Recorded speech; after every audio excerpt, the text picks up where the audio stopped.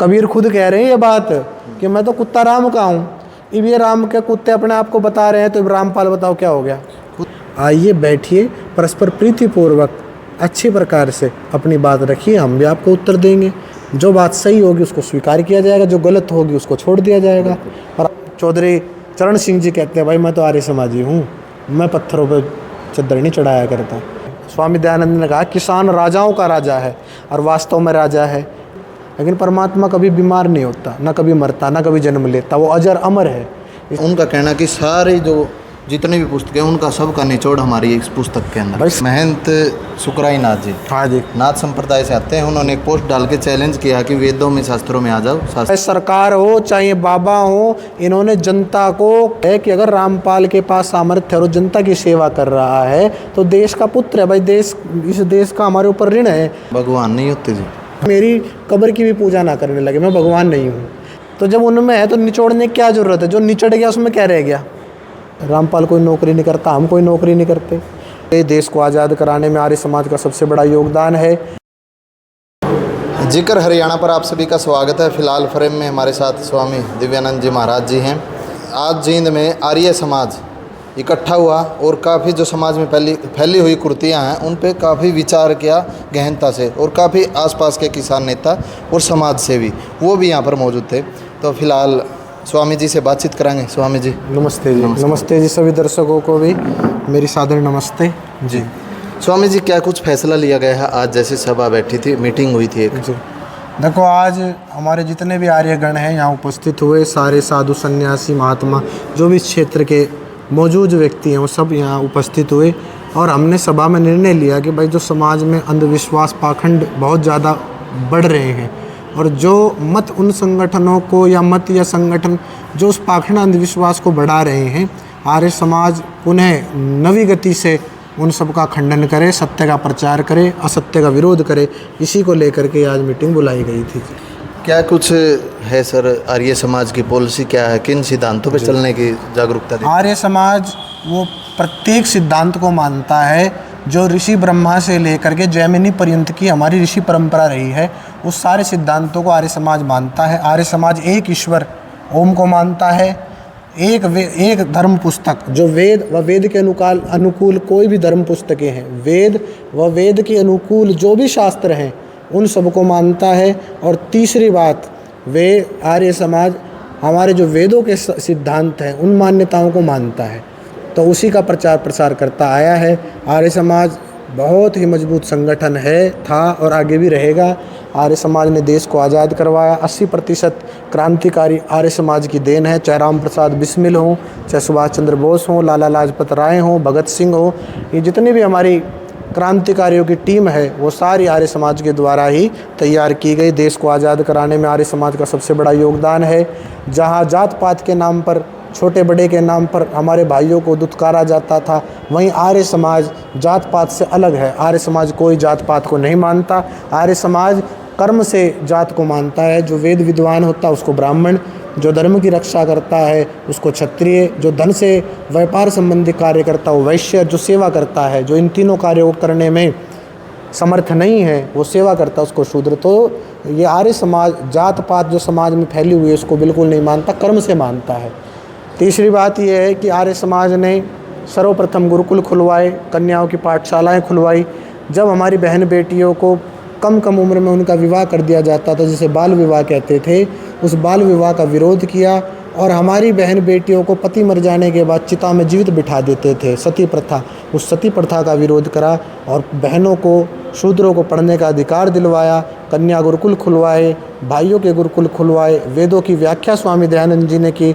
तो अगर मैं कहूँ कि सबसे ज़्यादा ऋण यदि समाज पर किसी का है तो आर्य समाज का है। आर्य समाज ने किसानों को भी राजाओं का राजा कहा है।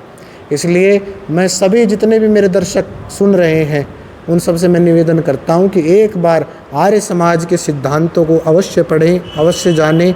और जो आज रामपाल के कुछ अनुयायियों के द्वारा जो सत्यार्थ प्रकाश पर ऋषि दयानंद पर टिप्पणी की जा रही हैं और छोटी छोटी बाइट बना करके डाली जा रही हैं, हम उनको निमंत्रण देते हैं कि भाई जो भी आपके मन में प्रश्न है वो हमारे पास बैठिए, आइए, हम आपका स्वागत करते हैं। आप आएँ और हम आपके साथ जो है चर्चा करने के लिए तैयार हैं। बस ये बात। वेद शास्त्र पे जी। वेद शास्त्र पर, क्योंकि रामपाल की भी कई वीडियो मैंने देखा, कहते हैं हम वेद को मानते हैं, तो वेदों पर आए, वेदों पर बैठे। देखो स्वामी दयानंद ने इतना कुछ किया, लेकिन जब उनका देहांत हुआ तो उन्होंने कहा कि भाई मेरी कोई कब्र मत बनाना, मेरी राख को ले जाके जंगल में डाल देना, ताकि कोई मेरी कब्र की भी पूजा ना करने लगे, मैं भगवान नहीं हूँ। लेकिन आज देखने में क्या आ रहा है कि गुरु अपने आप को पुजवा रहे हैं, भगवान सिद्ध कर रहे हैं। तो ये बहुत बड़ा पाखंड, जीते जी गुरु, और ये पाखंड जो समाज में फैलाया जा रहा है गुरुडम के नाम पर, ये बहुत खतरनाक है। परमात्मा एक है जो सकल जगत का उत्पत्ति करता है, जो सच्चिदानंद स्वरूप, निराकार, सर्वशक्तिमान, न्यायकारी, दयालु, अजन्मा, अनंत, निर्विकार, अनादि, अनुपम, सर्वाधार, सर्वेश्वर, सर्वंतर्यामी, सर्वव्यापक, जो अजर, अमर, नित्य, अभय, पवित्र और सृष्टि करता है, उसी की उपासना करनी योग्य है, अन्य की नहीं। किसी भी मनुष्य विशेष की हम परमात्मा के स्थान में पूजा पाठ नहीं कर सकते। परमात्मा एक है, जिसने सूर्य, चंद्रमा, लोकांतरों को धारण किया हुआ है, वो परमात्मा है। एक सामान्य मनुष्य परमात्मा थोड़ी हो सकता, भगवान थोड़ी हो सकता है। लेकिन जी जो किसान थे, किसान फ्लड के जूझ रहे थे, फसल खराब हो रही थी, फसल आगे बिजाई का भी समय निकल रहा था, तो वो भगवान मान बैठे हैं क्योंकि उनकी मदद की उस दुख की। देखो भाई एक बात बताओ, अब आपके पास जो होगा उससे मदद करोगे। कोई ज्ञानी आदमी होगा वो ज्ञान से मदद करेगा, ज्ञान देगा। का सर्वेषां एव दानानां ब्रह्मदानम विशिष्यते, सब दानों में सबसे बड़ा दान तो विद्या का दान है। दूसरी बात, जिसके पास धन है वो धन से सहयोग करता है। जो भाई सुखी आदमी वो सुख देगा, जो दुखी है वो दुख देगा, जिस पे जो होगा वो देगा। और रही बात ये कि रामपाल ने किसानों की मदद की है, तो भाई वो पैसा भी तो किसानों का ही है। रामपाल कोई नौकरी नहीं करता, हम कोई नौकरी नहीं करते। जो पैसा रामपाल के पास या हमारे पास आता है उसके पास ज़्यादा आ रहा है, क्योंकि वो ज़्यादा लोगों को बहका रहा है। हम लोगों को बहकाते नहीं, हम समझाते हैं। तो भाई हम भी अपने समाज के लिए लग रहे हैं, हम भी प्रयास कर रहे हैं। आर्य समाज कितने शिक्षण संस्थान चला रहा है, कितने बड़े बड़े हॉस्पिटल चला रहा है, कितने बड़े बड़े विद्यालय, डीएवी कॉलेज, ये सब आर्य समाज की देन है। एमडी यूनिवर्सिटी, बड़े बड़े कॉलेज, बड़ी बड़ी यूनिवर्सिटी आर्य समाज की देन है, इन्होंने खोली हैं, लोगों को सहयोग कर रहे हैं। और दूसरी बात ये है कि अगर रामपाल के पास सामर्थ्य है और जनता की सेवा कर रहा है तो देश का पुत्र है भाई। देश, इस देश का हमारे ऊपर ऋण है। देश ने उसको धन दिया, देश ने उसको वैभव दिया, देश ने उनको जो है समस्त प्रकार के संसाधन दिए, और वो लोगों की मदद कर रहे हैं तो बहुत अच्छी बात है। वो देश का ही तो है और देश के उसमें लगा रहे हैं। तो इसलिए ये कहना कि रामपाल अपने घर से लेकर आ रहे हैं, ये बात गलत है, या ऊपर जो है सतलोक से आ रहा है, ये गलत है। वो जनता का पैसा है, किसानों का पैसा है, किसानों के लिए लगाया जा रहा है। भगवान नहीं होते जी? भगवान होते हैं। भगवान क्यों नहीं होते? जीते जी भी होते हैं ना। जीते जी का मतलब ये नहीं किसी मनुष्य विशेष को नहीं, परमात्मा नस नाड़ियों के बंधन से मुक्त है। यजुर्वेद के अध्याय 40 में आया, सपर्यगाच्छु क्रम कायम व्रणमस्ना विरगुम शुद्धम पाप विद्धम कविर मनीषी परिभू स्वयं भूर्याथ तथ्यर्थान व्यतदाच्छाश्वतिभ्य समाभ्य। कि वो जो परमात्मा है, जिसको एक कविर कहते हैं, कविर ने वो कवि शब्द है, और वेदों का ज्ञान देने से परमात्मा को एक कवि कहा गया है, क्योंकि वो उसकी प्रसिद्धि संसार में सबसे ज़्यादा है, इसलिए वो परमात्मा ही कवि है। और उसको ही वो नस नाड़ियों के बंधन से मुक्त है। वो शरीर धारण नहीं कर सकता, शरीर के बंधन में नहीं आ सकता। अब ये तो शरीरधारी है, मान लो कल को मर भी जाएंगे, बीमार भी होते हैं, लेकिन परमात्मा कभी बीमार नहीं होता, ना कभी मरता, ना कभी जन्म लेता। वो अजर अमर है। इसलिए अपने आप को भगवान कहलाना या कहना ये गलत है। जो मदद कर रहे हैं उसके लिए धन्यवाद, अच्छी बात है वो मदद कर रहे हैं, लेकिन मदद कर करके लोगों को अपने अनुकूल बना लेना और भगवान अपने आप बन जाना, स्वयंभू भगवान, वो तो गलत है। देखो एक बार एक सर्वे चल रहा था, उसके दौरान वो जैसे SC न्यूज़ के नाम से उनका चैनल है, उसको सब्सक्राइब करा रहे थे। तो एक वीडियो हमने रिकॉर्ड किया, तो जब उनके अनुयायियों से हमने पूछा, दासों से पूछा कि आप जो चैनल सब्सक्राइब करा रहे हो, आप ऐसा क्यों कर रहे हो, सीधे डायरेक्टली क्यों नहीं कह रहे। लेकिन जब उनके पुस्तक की बात आई तो उनका कहना कि सारी जो जितनी भी पुस्तकें उनका सबका निचोड़ हमारी इस पुस्तक के अंदर। भाई सभी यही कहते हैं, मुसलमान भी कहते हैं सबका निचोड़ कुरान में, ईसाई भी कहते हैं, जैनी भी कहते हैं, बौद्ध भी कहते हैं हमारे त्रिटिपक में है। अब ये भी कह रहे हैं इनका ज्ञान कहाँ से आया, कहाँ का निचोड़ है, वेदों का, शास्त्रों का, गीता का।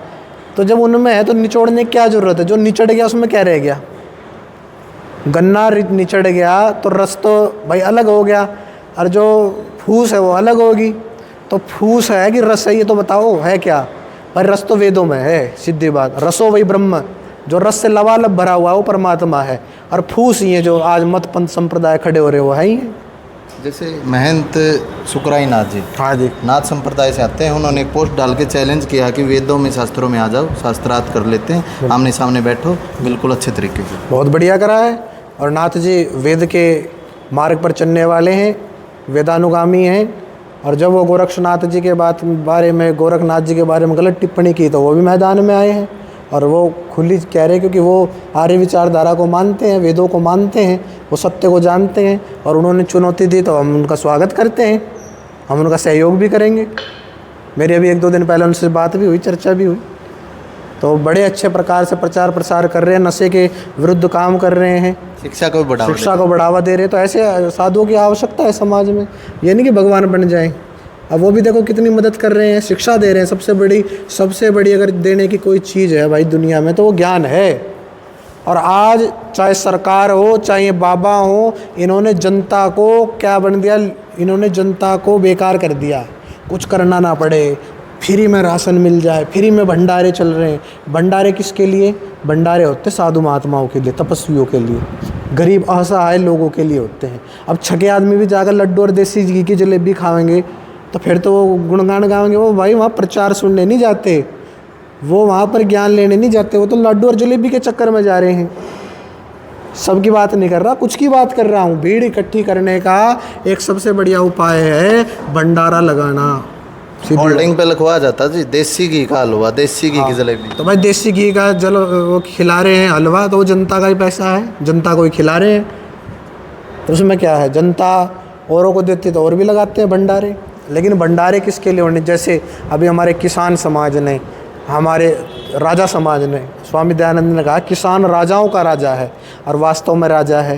क्यों राजा है भाई? धरती माँ का पुत्र है, धरती से एक कट्टा बो के आता, ट्राली लेके आता है काट करके, और उसके बाद चींटी से लेकर के हर मनुष्य मात्र का पेट भरता है। आज दाने कट गए तो गुरुकुल वाले भी, देव जी किसान के पास जाते हैं, अनाथ आश्रम वाले भी जाते हैं, अंधे बहरे भी जाते हैं, गौशाला वाले भी जाते हैं, तो सबका पेट किसान भरता है। इसलिए किसान को स्वामी दयानंद ने राजाओं का राजा कहा है। और सर छोटू राम जी हों चाहे चौधरी चरण सिंह जी हों, ये आर्य समाजी लोग थे। एक प्रकरण आता है चौधरी चरण सिंह जी का, जब कहीं सैयद पर जो है कपड़ा चद्दर चढ़ाने की बात आई तो चौधरी चरण सिंह जी कहते हैं भाई मैं तो आर्य समाजी हूँ, मैं पत्थरों पर चद्दर नहीं चढ़ाया करता। इसलिए, और देखो कबीर जी ने भी खुद कहा है, खुद विचार करो। आज राम और कृष्ण के बारे में भी उल्टी टिप्पणी कर देते हैं। कबीर जी ने खुद कहा है, बोला कबीरा कुत्ता राम का, मोतिया मेरा नाव, और गले राम की जेवड़ी जित खेचे तित जाऊँ। कबीर खुद कह रहे हैं ये बात कि मैं तो कुत्ता राम का हूँ। अब ये राम के कुत्ते अपने आप को बता रहे हैं, तो रामपाल बताओ क्या हो गया?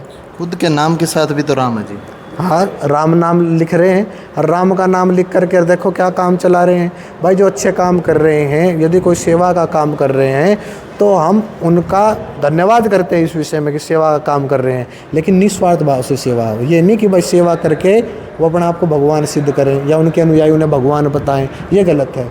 और एक भाई कह भी रहा था, बोले जी वो खुद को भगवान नहीं कहते, उनकी जनता कहती है। तो जब वो जनता उनकी सारी बात मानती है तो जनता को ये भी तो कहें कि भाई मैं भगवान नहीं, मुझे भगवान ना कहें, तो इसको भी जनता मानेगी। इसलिए भगवान एक ही है, पर ब्रह्म परमात्मा, जिसके बारे में मैंने आपको बता दिया है जी। तो उसके ही हम शरण में जाएं, उसी को मानें, उसको छोड़ करके अन्य किसी को मानना पाप है जी। अगर वेदों में शास्त्रार्थ में अगर बात आती है, संत रामपाल जी आमने सामने बैठते हैं किसी टॉपिक को लेकर, तो क्या आप चुनौती? तो बिल्कुल तैयार है जी, और हम तो बार बार कह रहे हैं आओ, आपका स्वागत है। वो भी कई बार कहते हैं वेदों की ओर लौटो, और गुरुकुल तो वेद पढ़ाने के लिए ही है। अच्छा, एक बात आपके मैं दर्शकों के माध्यम से पूछना चाहता हूँ। एक विद्यार्थी है, पहली परंपरा हमारी ऋषि परंपरा, चाहे राम हो चाहे कृष्ण हो। राम जी कौन से आश्रम में गए या किसी स्कूल में गए? राम जी महर्षि वशिष्ठ के गुरुकुल में पढ़े, श्री कृष्ण जी महर्षि सांदीपनि के गुरुकुल में पढ़े। तो धर्म का ज्ञान तो गुरुकुल से होगा। राजीव दीक्षित जी ने गुरुकुलों का प्रचार प्रसार किया, महर्षि दयानंद ने गुरुकुलों का प्रचार प्रसार किया। तो गुरुकुलों में विद्या मिलती है, गुरुकुलों में जाएं। ये कहते हैं वेदों की ओर लौटो, तो भाई वेद तो गुरुकुल में पढ़ाए जाते हैं। आओ, गुरुकुल कालवा हमारा है तैयार, यहाँ आपको वेद पढ़ाएंगे। और वेदों की ओर लौटने का यही है कारण। और जब वेद पढ़ोगे तो सत्य सत्य सब पता लग जाएगा जी। प्रणाम जी। फिलहाल भाई स्वामी जियों के आपने विचार सुने, तो कैसे इनके विचार रहे, एक कमेंट के माध्यम से अपनी राय जरूर रखना। और जो ये चैलेंज है, क्या संत रामपाल जी इसको एक्सेप्ट करते हैं। वो महंत योगी जियों की बात हो, फिर स्वामी जियों की बात हो, या फिर इनके गुरु जी हैं उनकी बात हो, किसी के साथ भी हो, एक शास्त्रार्थ पर या फिर एक टॉपिक पर हो। मैं एक बात और कहना चाहता देखो मैं एक बात और कहना चाहता हूँ सभी से, इस देश में रहने वाला हिंदू समाज में कोई मत संप्रदाय हो, हमारे भाई हैं। आज भटक गए, कल वापस आ जाएंगे। तो मैं आप सबसे यही निवेदन करूँगा भाई, प्रेम से, संयम से बैठ करके सत्य का विचार करें। ये फेसबुक पे या और अन्य चीज़ों पे ये लड़ाई झगड़े करना, तो इसके बारे में बोल, मैं इसके बारे में बोल, ये गलत है। आइए बैठिए, परस्पर प्रीतिपूर्वक अच्छी प्रकार से अपनी बात रखिए, हम भी आपको उत्तर देंगे। जो बात सही होगी उसको स्वीकार किया जाएगा, जो गलत होगी उसको छोड़ दिया जाएगा। और हमारे तो नियम भी यही है, सत्य को ग्रहण करने और सत्य को छोड़ने में सर्वदा उद्यत रहना चाहिए। इसलिए हमारी किसी व्यक्ति विशेष से लड़ाई नहीं है, हमारी लड़ाई है सिद्धांतों से। सिद्धांतों पर आकर के चर्चा करें, बस इतनी बात है। स्वागत है जी, स्वागत है। फिलहाल भाई वीडियो को ज़्यादा से ज़्यादा शेयर कर दो। फिलहाल जींद में इस वक्त हम मौजूद थे। आर्य समाज के नियम है जो पीछे लग रहे हैं, वो भी हम एक फ़ोटो के माध्यम से आपको दिखा देंगे। और स्वामी जियों के जो विचार थे आपको कैसे लगे, एक कमेंट के माध्यम से अपनी राय जरूर रखना। जय हिंद, जय भारत, नमस्कार।